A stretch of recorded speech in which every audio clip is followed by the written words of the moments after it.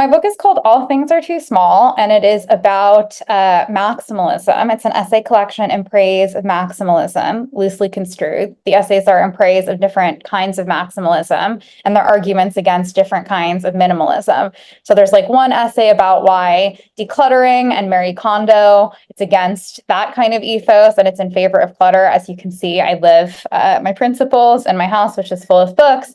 There's one essay about mindfulness and how mindfulness kind of involves removing extraneous thoughts and obsessions and fixations from your mind. And it's an essay sort of in favor of filling your mind with thoughts. So that's what the book is about. There's particular essayists that I think are really good and like that I admire. I obviously don't want to write just like them because I want to have my own style, but I would try to like read them and learn from what was successful in their essays before I sat down to plan my own essays. Some of the essays in the collection were previously published, and I kind of like those less. Maybe not because I think that they're worse or something, but just because it's been much longer since I wrote them, and I had a lot less freedom when I was writing them because they were published in magazines, which have word limits. Whereas the essays that I wrote just for the book could be much more experimental and really long. Like the longest is like 20,000 words, which is really long for an essay. It's like almost like a short book. Like no magazine would let you do that really. And so that was really nice. So I think my favorite essay probably is the essay about mindfulness. Like no magazine would let you do that really. And so that was really nice. So I think my favorite essay probably is the essay about mindfulness, which is not quite 20,000 words, but is like pretty long. And it was a weird sort of hybrid essay that is partially literary criticism because I read a ton of books about mindfulness. Like I chose the best-selling books, like the 20 best-selling books or something, and I read all of them, and I did some literary criticism about it. It's partially kind of historical, cultural criticism because I argue that mindfulness is the contemporary heir of this tradition in America called mind cure. Of these various movements that became popular in the 19th century, in which people thought that sort of by thinking about it really hard, you could cure all your physical ailments. And there were a bunch of different offshoots of these movements. And so I traced that lineage. And it's partially like a personal essay about my own struggles with anxiety and how mindfulness is not helpful for me.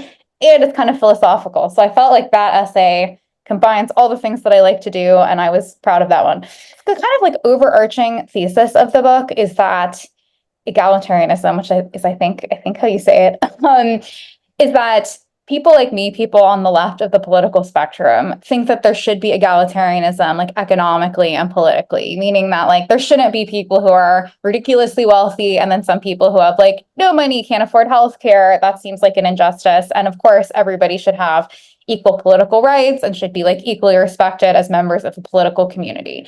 And I was reading at the sort of end of my PhD program, or before I left my PhD program without my PhD, I was beginning to get really interested in political philosophy. And so I was reading a bunch of books about political philosophy in which all of them were kind of arguments in favor of economic and political egalitarianism.